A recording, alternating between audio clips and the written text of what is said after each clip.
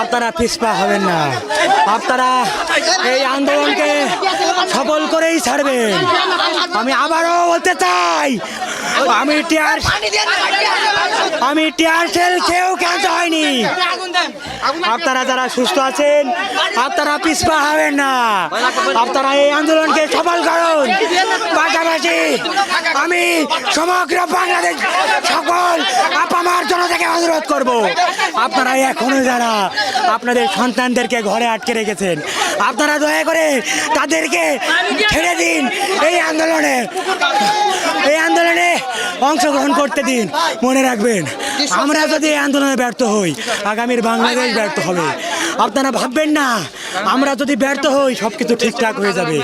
আমরা যদি আজ থেমে যাই, এই আন্দোলন যদি থেমে যায়, বাংলাদেশের স্বাধীনতা সার্বভৌমত্ব সব কিছু আমরা হারিয়ে ফেলবো।